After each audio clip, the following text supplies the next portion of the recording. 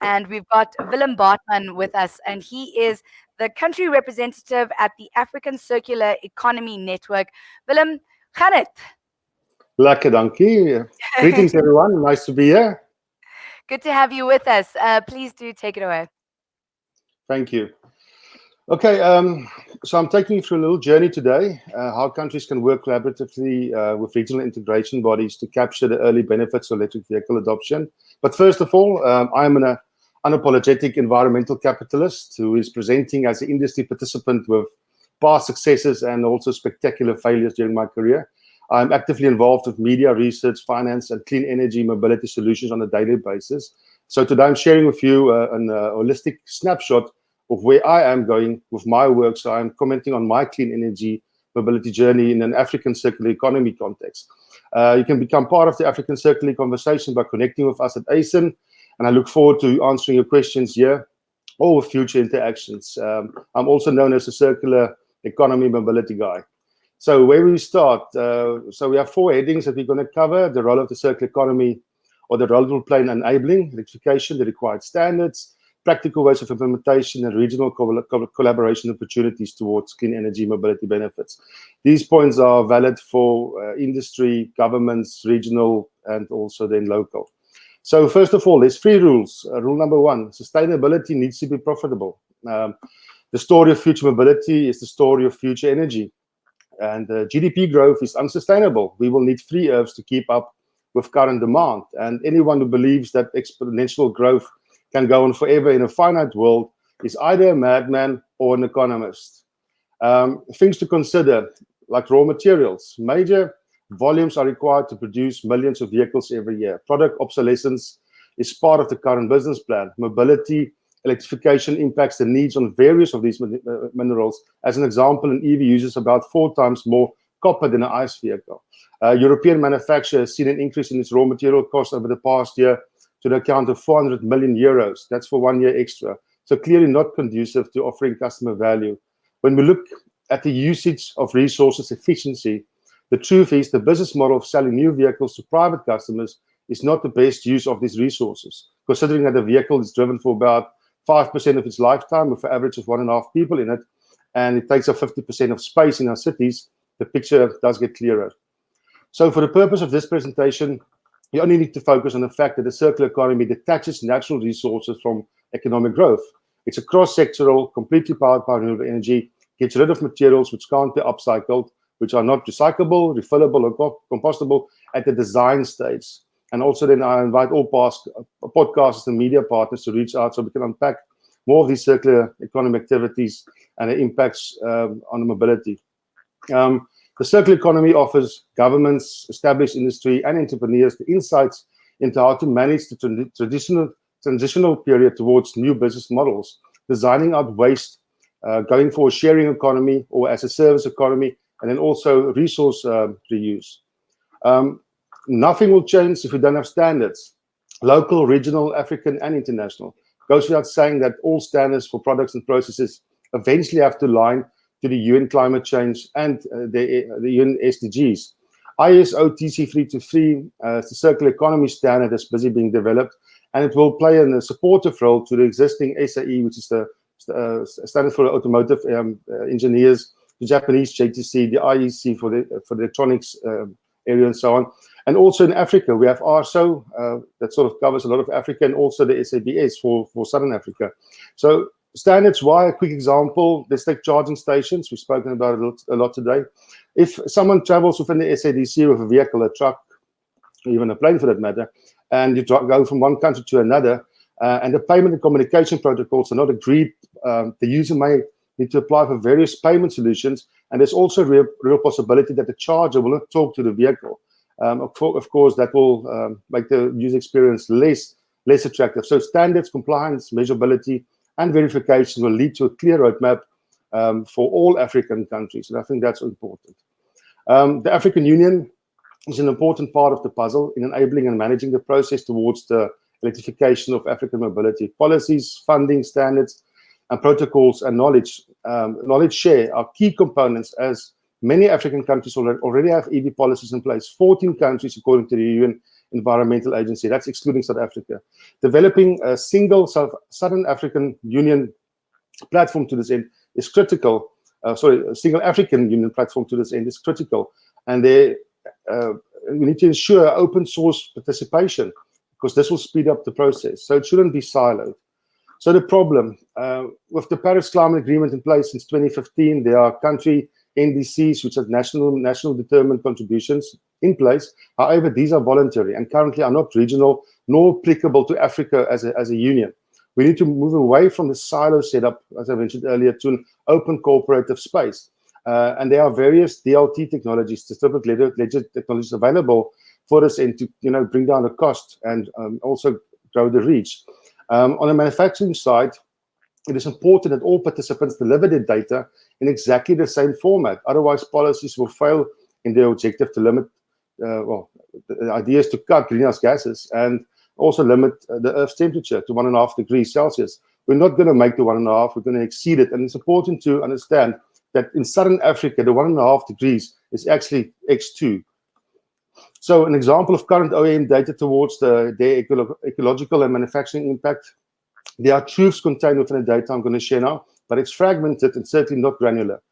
If you look at the top left, there's a Swedish OEM that manufactures battery electric vehicles and ICE models, and they published the facts that the battery electric vehicle is consuming more CO2 to produce, and then Autocar did the test, and they looked at the kilometers needed to bring it in equilibrium with the ICE vehicle. And with clean energy, it's 48,000 kilometers, and in European mixed grid, it's about 80,000 kilometers. And also another popular American BEV manufacturer, they published their results, an environmental report showing that their vehicles emit about 190 grams per CO2 per mile. That's considering the entire wheel-to-well life cycle. But then it also showed the water savings they had over a production year, which is wonderful, but there's no standard, so nobody knows really what's going on in this space. In South Africa, CO2 taxes are being included in new vehicle prices, but consumers are not informed on the cost nor the emissions. There's no clear standard here as well. 4 websites, 4 OEMs, not naming and shaming, but just as illustrative. The first one, there's 2 vehicles not showing any data. The second one, there's at least a little bit of data there. There's just one gone. The third OEM, there's no data. And the fourth one, that OEM shows you the fuel consumption and CO2s. However, they don't show you how much you are paying in taxes. And I think that's a very important factor when you're making decisions to go clean energy or not. So all African member states have a similar challenge, as electricity is not yet an option on regional routes. While it's available now, the opportunity to leapfrog existing, soon-to-be outdated solutions, such as service stations, which can be outfitted with smart and future-proof infrastructure now that will not become stranded assets in the near future. Different finance solutions are needed, such as pay-as-you-save, which is becoming a thing. 3 mobility solutions, in my opinion, are needed for that in the African context, which is the battery electric vehicle, the fuel cell electric vehicle, and then, of course, the plug-in hybrids. My friends in Europe are not keen on the plug-in hybrids. However, this is Africa, and African solutions need to be based on African market demands. An idea and practical working model from South Africa. There are no emission measuring policies in place for used vehicles. So we have a carbon tax in place. This tax is focused on taxing the polluter and is currently only taxing new vehicles.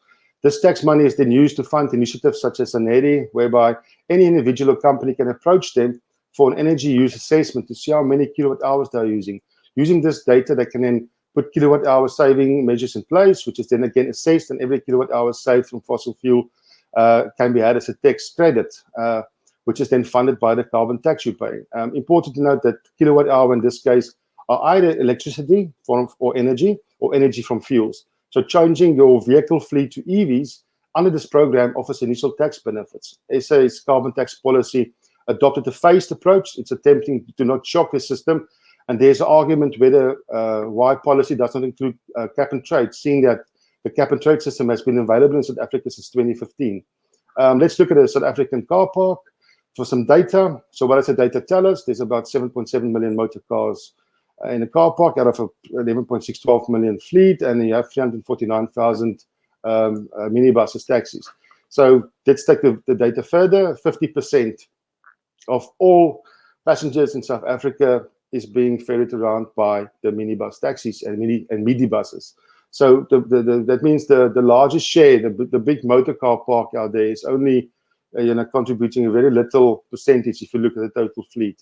Thereby, minibuses, obviously, if there's a opportunity to lower total cost of ownership for them, fares can be lowered and actual experiences can be better, because using a taxi and personal experience, it's a grunge purchase, like buying fuel.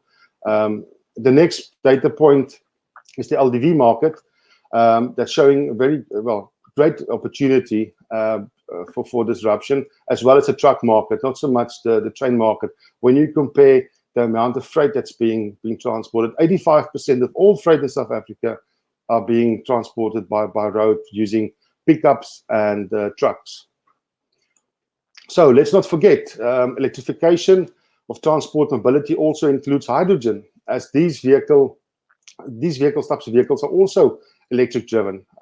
From the IEA, we can see that Africa holds great potential for green hydrogen production, given Africa's abundance of year-round wind and solar energy potential for local consumption and export is there. And I believe, well, I'm not alone, but hydrogen is potentially Africa's new oil, or the world's new oil. A quick look at Africa's challenges and opportunities, and you will see it is the same as the rest of the world. We are all, in fact, developing countries now. There is no global north or south anymore in this context towards the push towards clean energy and sustainability. Making it practical, this is a typical African car truck dealer business setup, a silo and waterfall scenario. When we look at the transitional period and the new business models required, as motivated by the circular economy mindset, we need models to base our decisions on. And these models needs to be holistic at it. Introducing the donut. Project managers will recognize it as an agile model. It's self-regulating teams working on solutions in the holistic context with total transparency and common goals. Two important facts about a donut. It sets the ecological barrier, which we can't exceed, and also shows a social foundation sought for. As a circular business, you don't want it to be exceeding the ecological ceiling, and you also want to ensure that your social impact is balanced and not pushing towards the hole in the middle. This tool can be used by any business, organization, city, or government, and is being used internationally as we speak. The same African car and truck dealership business setup, reimagined as a donut, valid for any mobility startup, any government decision, or from the African unit to the smallest dealer in the world. It shows basically critical thinking as a model, working on first principles. Carbon tax, obviously, I spoke about the tax and the cap and trade. South Africa is the only African country involved with tax. The Kyoto Protocol Article 7 initialized carbon trading, and the Paris Climate Agreement Article 6 is listing markets.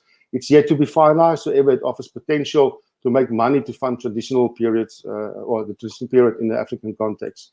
A real-life example, a US BEV manufacturer produced 367,000 vehicles last year in California, received 3 to 4 credits per vehicle from the California Air Board, and that OEM sold those credits to a European OEM for $600 million US. And the European OEM bought those credits because they were facing a fine of 1.8 billion euros in the face. So the same OEM already has 428 million credits for quarter 2 in 2020. And this is during a global pandemic. So it's quite a resilient model that. The US OEM focuses on circular processes to cut down on resource use and cut costs. So circular thinking is profitable and resilient. A blast from the past, what could have been if carbon trading was adopted locally?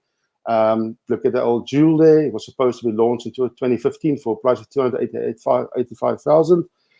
Very comparable specs to the modern cars, but yeah, so that's something that can be looked at for the entrepreneurs and also governments. The future is now.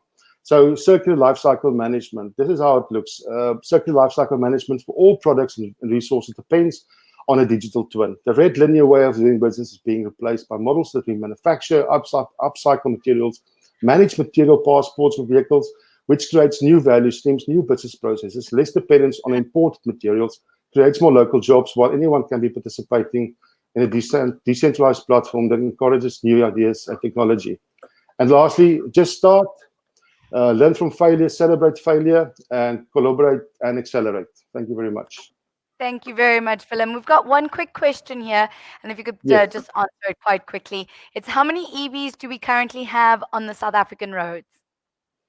It's not more than 1,200 officially. So, however, if you look at mobility, if you take forklifts into account and a lot of other machinery, there's a lot of EVs in play.